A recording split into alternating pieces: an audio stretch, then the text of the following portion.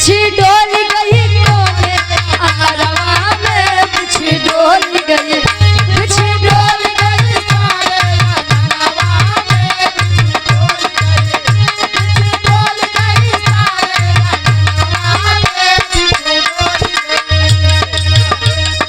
सबके मारे अगले बगले, अगले बगले हो अगले बगले, गोपाल सबके मारे सोय अगले बगले, गोपाल के बहिनी नहीं हो, गोपाल के बहिनी के मदरवा में, बिछी डोल गई, बिछी डोल गई तारे अंगनवा में, बिछी डोल गई, बिछी डोल गई।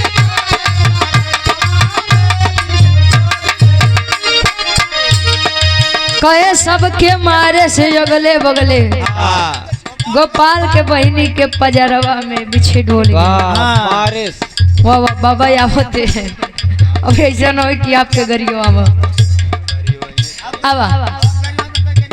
नहीं, बिछी डोल गई, बिछी डोल गई कोने अंतरवा में, बिछी डोल गई, बिछी डोल गई कोने अंतरवा में, बिछी डोल गई, बिछी डोल गई कोने अंतरवा में, बिछी लेके पलंगिया तरो नहीं लगता,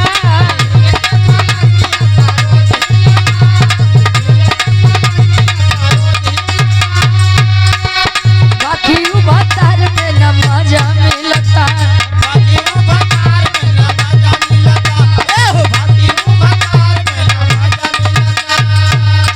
चौकी बहुत नहीं खे, चौकी बहुत नहीं खे, सही से मिलना बलम के, बांगुड़ बाबेलना बलम के, बांगुड़ बाबेलना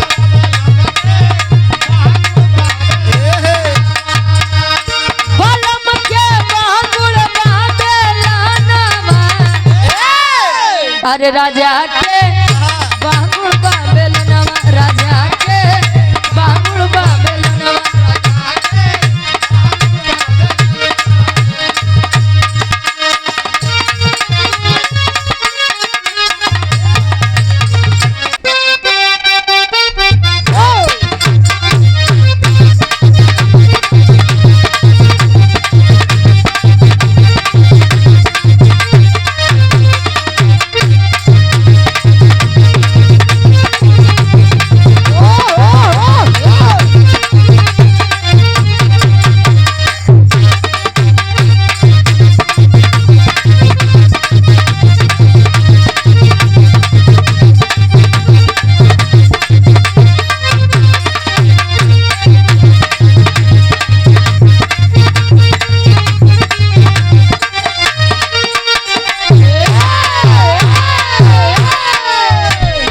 बड़ी सुंदर गीत का संकेत डब्लू गुरुजी करत।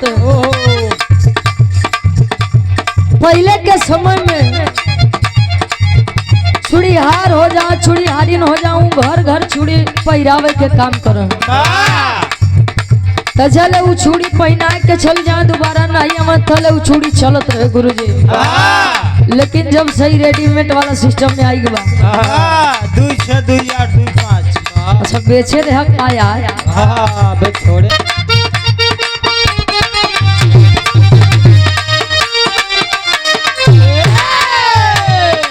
टिकुली का जरे लगे घर बसे गईले,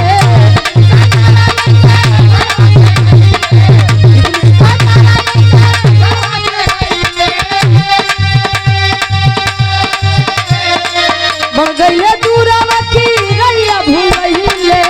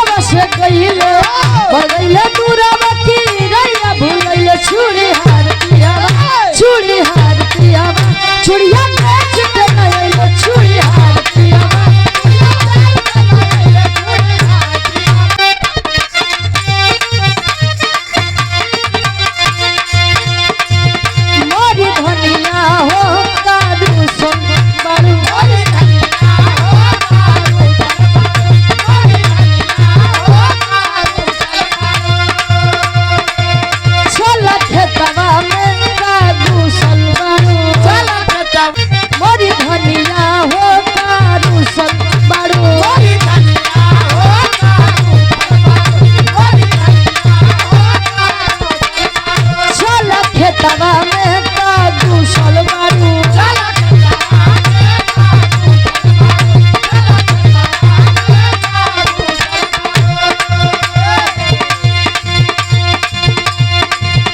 मोरी धनिया हो का घुसल बारू चल खेतवा में का घुसल बारू तो दुल्ही समझावे अपने सैया जी के कैसे तवादा तोरा के हमसे कटानी कराई बाता बनारस घुमैबा राजा जी कराई बाता बनारस घुमैबा राजा जी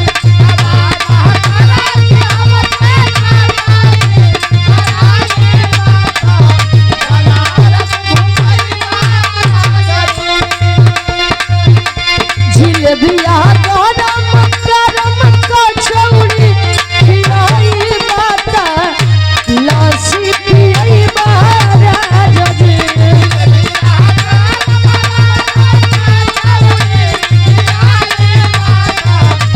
लस्सी पियैबा राजा जी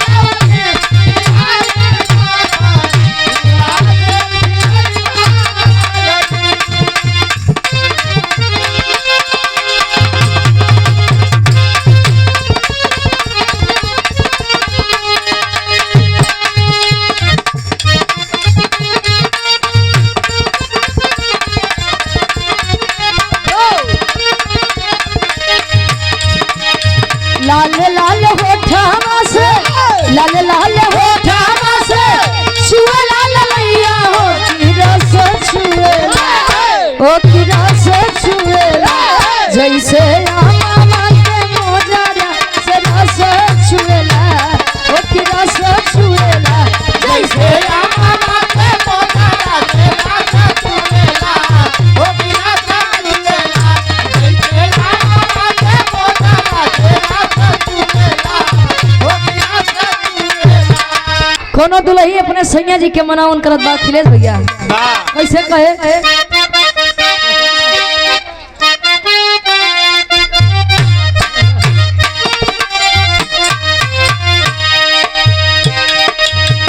राजा हो तो कैसे मनाई राजा हो तो कैसे मनाई राजा हो तो कैसे मनाई अरे रतिया में हमरे न लागयो भाई दुल्हा हो का हो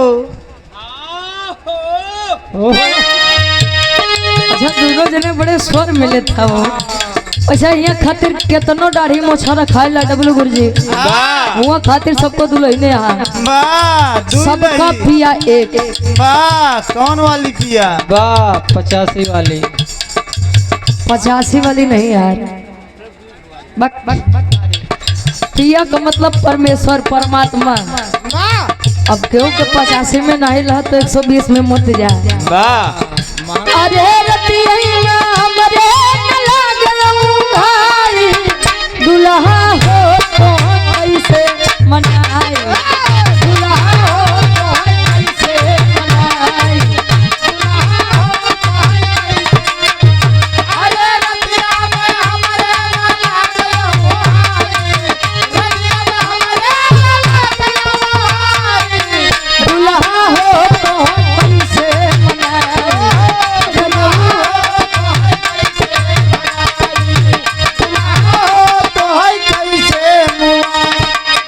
हमारे न लगे आई राजा हो तो कैसे मनाई वाह दुल्ही कहे मनीराम भैया हमारे बरौद बाजार से आपके द्वारा 100 रुपए तक का सम्मान किया गया। बहुत बहुत धन्यवाद आशीर्वाद के चारी के मुझे अपनी कला में कामयाब रहे। बिकबल पनवा तैयारी गए जवानी बिकबल पनवा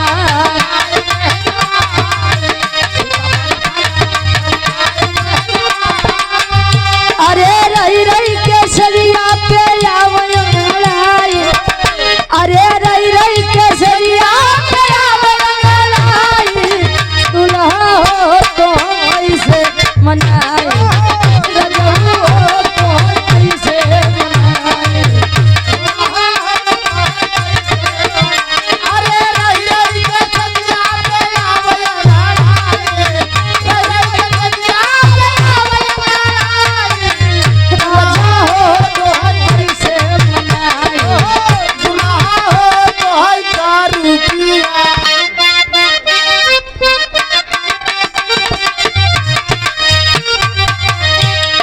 का जान दे का जान दे शहर वाली कजरा, का जान दे शहर वाली कजरा, का जान दे शहर वाली कजरा,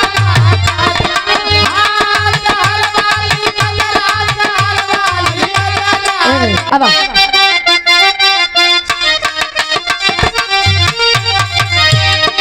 आन के बलमुआ के सेज पर सुताऊं। वाह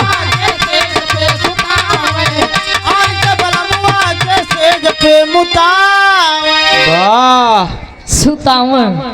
आन के बलम मतलब कैलाश ना, आन के बलम मतलब है अपन लड़का। वाह बच्चा जब छोटा होता है तो माता उसकी बड़ी केयर करती है, देखभाल करती है। तब बिस्तरा सुसु कर देता है। हाँ भैया, अब तोरे 3-3 का दिलक एक्सपीरियंस बका करवा है। आन के बलमुआ के सेज पर सुतावन।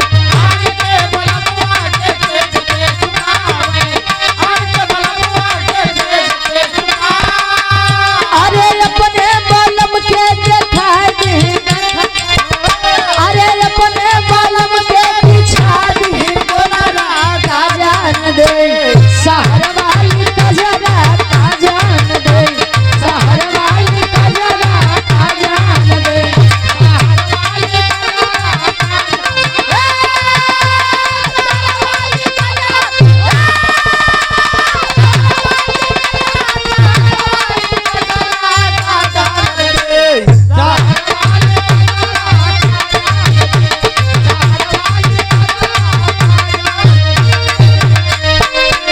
और आप सम्मानित गार्जियन जी, हमारे हसमुख भैया सिद्धवार के ऐतिहासिक सजमे से आपके द्वारा 100 रुपए का सम्मान बहुत बहुत धन्यवाद आशीर्वाद के चाह रही। ई कुल गीत तमाला हमारे अखिलेश भैया के फरमाइश रहे। वाह ई फरमाइश के गीत रहे। आवा गुरु जी 5 मिनट हमारे दूल्हे बादशाह जी बरे सम्मान में एक सेहरा गीत हो जाओ, ताकि आप लोग खुशी जी के भी सुन ला। कहे से कि आजकल एक एक पारी सुने के बाद ये आदमी केवल जे बिरहा सुने वाले यहाँ वो नहीं रह जाते, देखे वाले तो चली जाते। वाह या से अब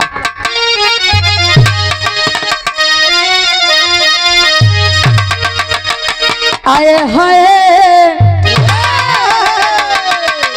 बिरहा सम्राट स्वर्गीय बाबू श्री राम आधार यादव जी, झूसी नरेश प्रयागराज, वाह हैदर अली गुरु जी के गुरु जी आहा ओ गाँव में और आज ये गीत इंटरनेशनल तरज बजान ला गुरु जी। वाह अवधि से लेके भोजपुरी दुनिया तक एकदम तहलका मचाए भाई। वाह कैसे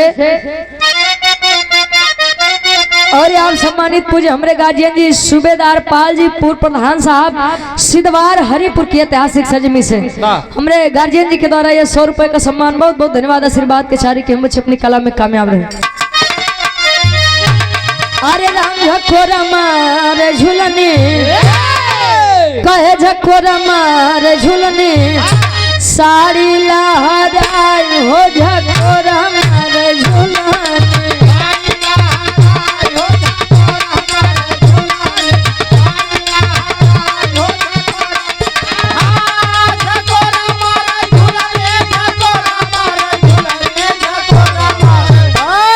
साड़ी लहराई हो झकोरा मारे झूलनी।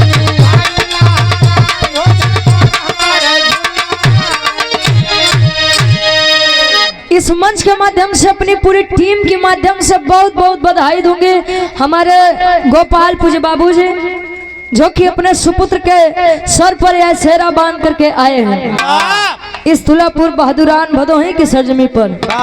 और बहुत बहुत धन्यवाद दूंगी हमारे मुन्ना गार्जियन जी पूज्य बाबू जी को। जान ला आज इनकर उपाधि बा राजा जनक जी के, हमारे गोपाल बाबू के राजा दशरथ जी के। तब इनके 3 मेहरारू हुई। क्या करे हो? हाँ राजा दशरथ के हो। अरे पागल, हम माने बद खाती राजा दशरथ नहीं आ बटन के उनके 3 मेहरारू हैं। वाह मान ले। अब पता लग वीडियो हमरे काकी तक पहुंच गया तो दोनों प्राणी में झगड़ा होए लगे भाई। या से जाय द जोन बट ठीक बा। आ उपाधि मान लीजिए आज के हमारे दूल्हे बादशाह जी बड़े भाई हमारे प्रभु श्री रामचंद्र जी की उपाधि ले लीजिए। लड़की के तुलना माई सीता से कैला। बरतिया कुल बानर भालू हैं। अरे पागल, तले राम जी के मुलाकात भालू बने से नहीं भरे तले मनइये कुल कर रहे हैं। आवा एक लाइन ई मंच के माध्यम से बधाई बा। कैसे? अरे मुबारक हो शादी, अरे मुबारक हो शादी, सलामत रहे जोड़ा, मुबारक हो शादी, सलामत रहे जोड़ा।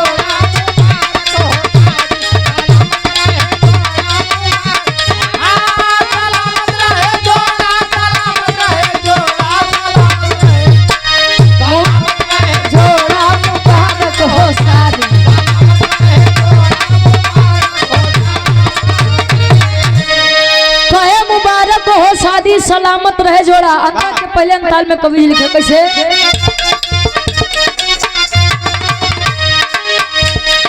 मनवा में सपना सजवली हसीना,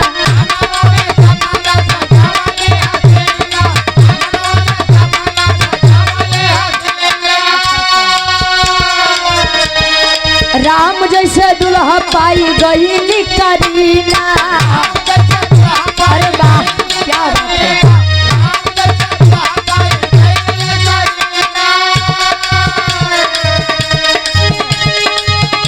और ये हमारे बड़े भाई हैं, 4 दिसंबर को भी मुलाकात हुई थी और आज फिर मुलाकात है। अरे क्या कहना भैया, नाम बता दीजिए अपना।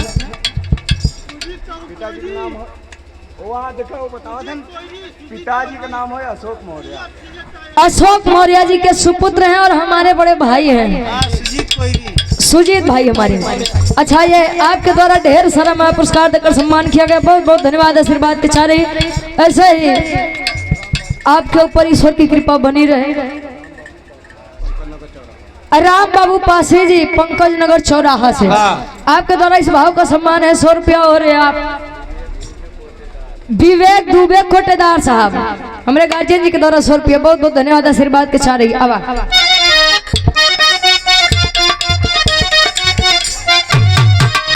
मनवा में सपना सजावली हसीना,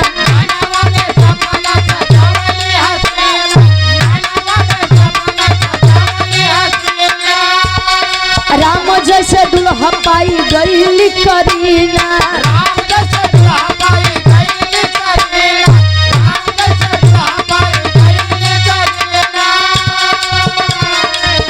अरे प्रभु ने बना के जोड़ी,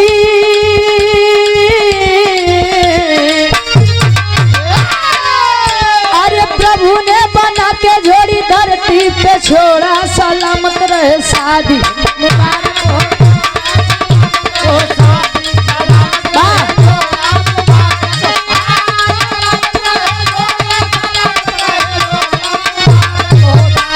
सलामत रहे जोड़ा, मुबारक हो शादी।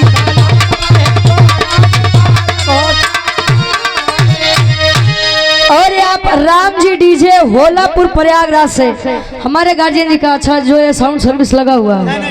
अच्छा डीजे जो दुआरा पे बाजता है। अरे वाह, फिर आप गार्जियन जी के द्वारा 200 रुपए का सम्मान। बहुत बहुत धन्यवाद। इसे बजावत रहा भैया।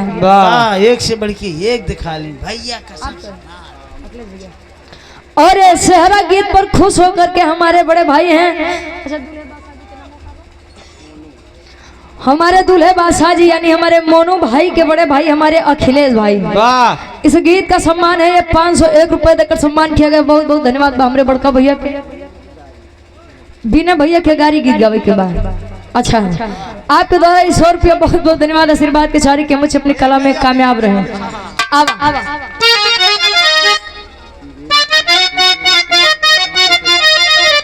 विवेक कुमार दुबे जी, तुलापुर बहादुरान के कोटेदार साहब, हमारे गार्जियन जी के द्वारा 100 रुपया। बहुत बहुत धन्यवाद। इसे काम में दिन दुना रात चुगना तरक्की हो। अब बिने भैया के गरिया के हमरे अखिलेश भैया क्या देख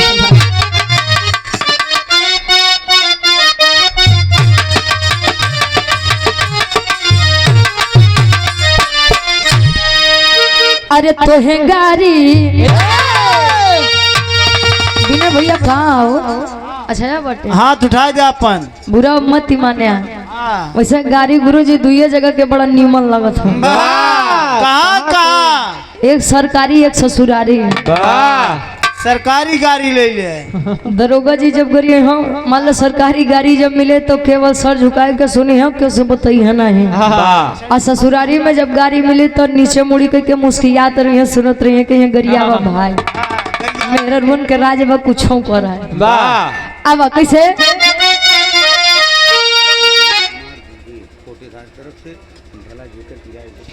विवेक कुमार दुबे जी कोटेदार जी हमरे गार्जियन जी 100 रुपया।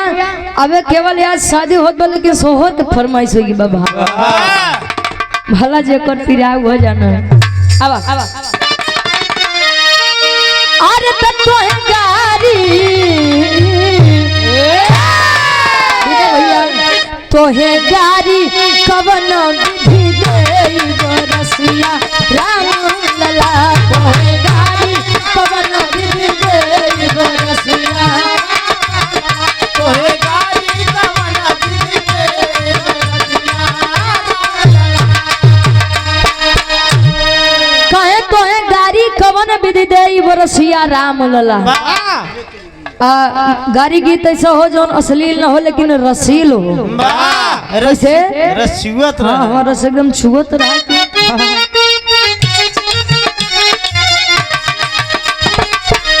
अरे विनय के बहिनी खूब करमावे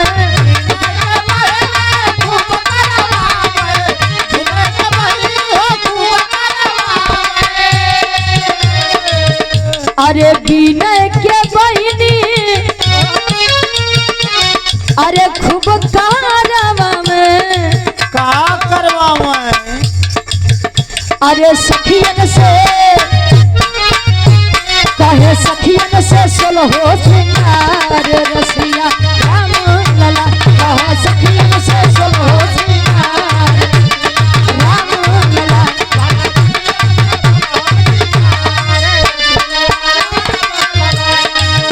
कहे विनय के बहिनी खूब करवावे और सखियन से सोलो हो श्रृंगार रसिया राम लला। ये बड़े गुरु जी गारी गीत अश्लील न हो लेकिन रसील हो। एक लाइन सुने के बाद तो ऐसा लगा था कि आदमी कटे मरे पे तैयार हो जाएगा। विनोद गौड़ भैया हमरे अखिलेश भैया के पूजनीय जीजा जी बरौत हंडिया से इस भाव का सम्मान है आपके द्वारा। ये 500 रुपए का सम्मान बहुत बहुत धन्यवाद आशीर्वाद के चाह रही कि मुझे अपनी कला में कामयाब रहे। रोहित ड्राइवर उर्फ ऑपरेटर साहब हमारे ये आपके द्वारा 100 रुपया बहुत बहुत धन्यवाद आशीर्वाद के चाह रही। अरे विनय के बहिनी खूब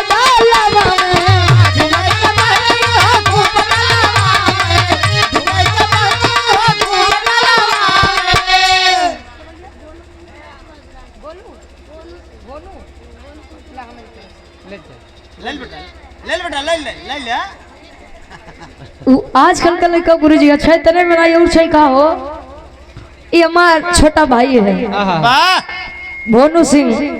इसी ऐतिहासिक सरजमी से तुलापुर बहादुरान की ऐतिहासिक सरजमी से ये पैसे नहीं सम्मान है।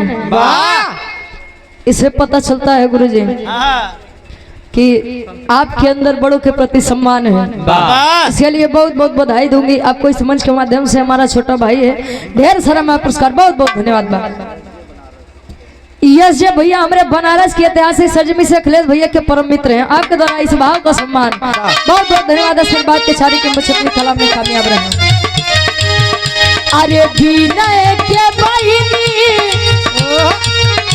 अरे खूब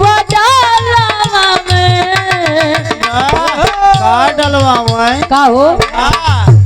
अरे झुलुहा कदमवा के डार रसिया राम लला का झुलुहा कदमवा के डार रसिया राम लला का झुलुहा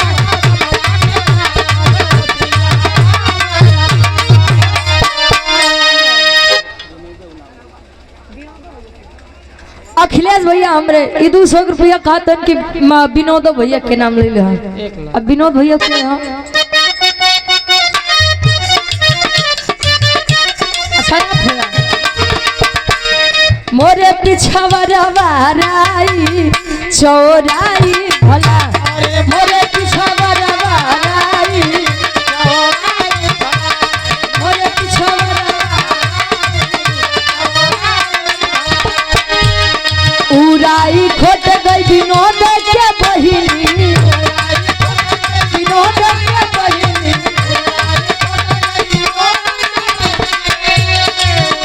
अरे उराई खोट गई विनोद के बहिनी अरे ओनहु के लागे खजुआई चौराई भला ओनहु के लागे खजुआई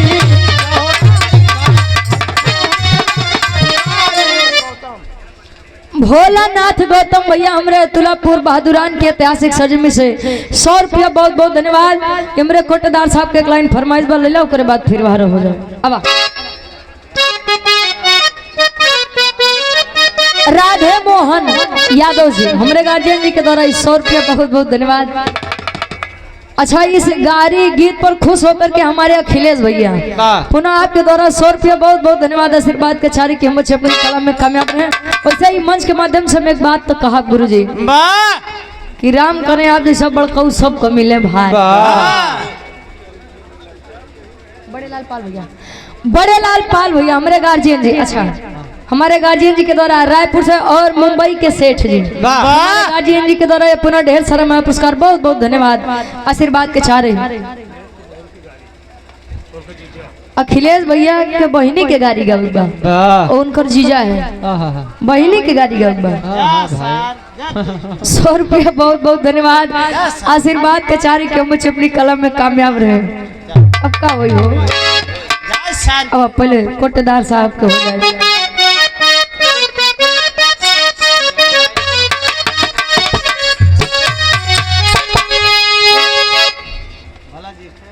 भला जे कर पिराए उहै जान दूसर केहू का जाने भला जे कर पिराए उहै जान का जाने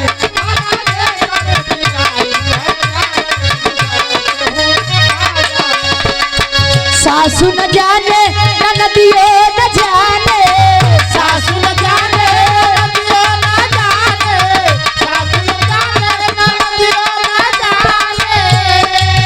अरे सासू न जाने कोटेदार भैया आई नदियो न जाने विवेक भैया हमारे कोटेदार साहब आपके द्वारा इस भाव का सम्मान है इसी ग्राम से 100 रुपया बहुत बहुत धन्यवाद आशीर्वाद के साथ रही। अरे सासू न जाने विवेक भैया हाय नदियो न जाने खुशी जी जे करे ऊपर बीते उहै जाने दूसर केहू खुशी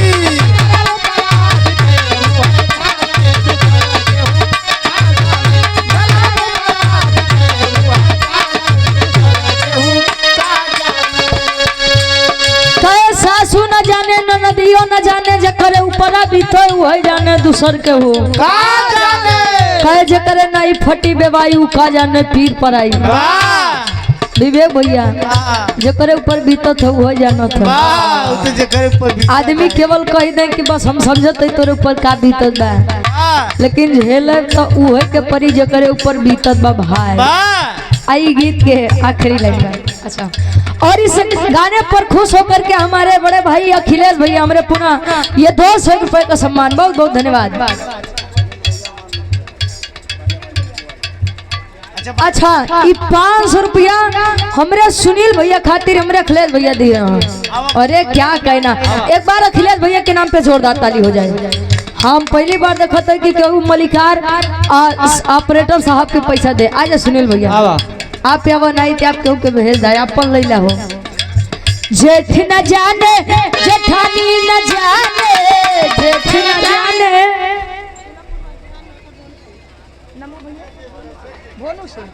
भोनू सिंह हमारी छोटा भाई है। तुलापुर बहादुरान के ऐतिहासिक सरजमी से 50 रुपया। बहुत बहुत धन्यवाद बाबू के। खूब पढ़ा खूब आगे बढ़ा अपने माई बाबू के नाम रोशन करा।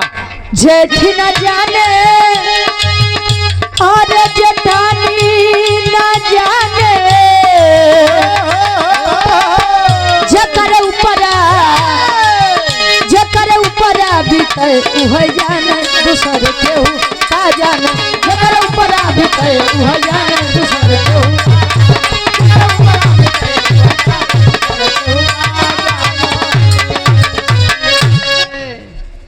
कौन जीजा जी विनोद जीजा हो जाए सही सही।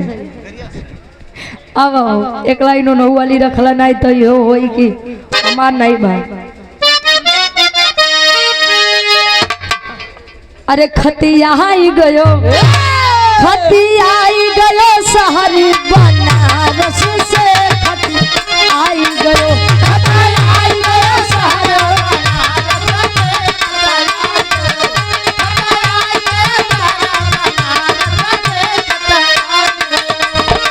एक तनी सब बदल दा। आज वाली गाँव में सुई डोली गई कलाई बिछे घड़िया मेरे सुई डोली गई कलाई बिछे घड़िया में सुई घड़िया में यार घड़िया में उसे थोड़ा ढेर सुनात बकाओ तू तेल डाल के चला करा। बा बैठा हुआ गाँव थी कैसे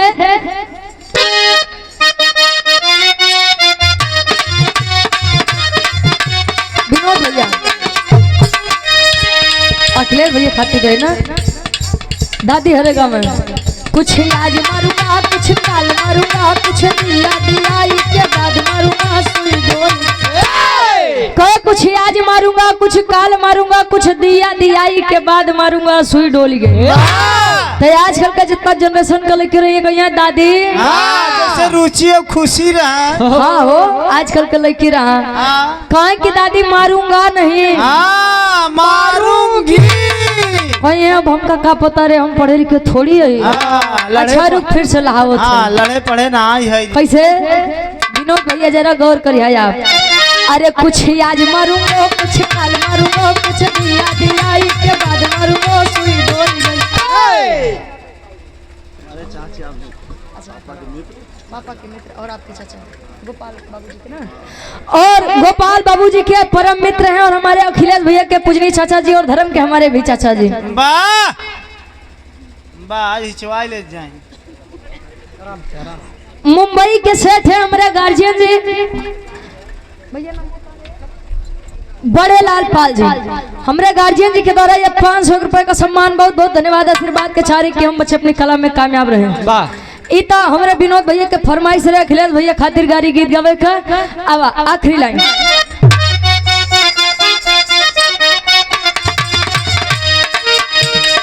गुरु बिहारी गुरु गणेश भाई सपनावा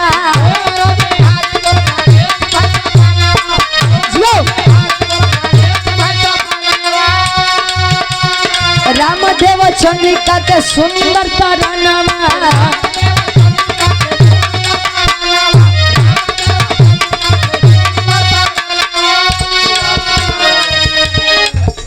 अरे रुचिया मलंदू बरी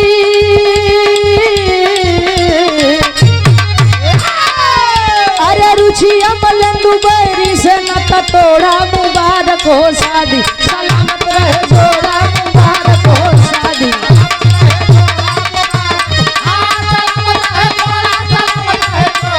क्या बात है तो जोड़ा मुबारक हो शादी।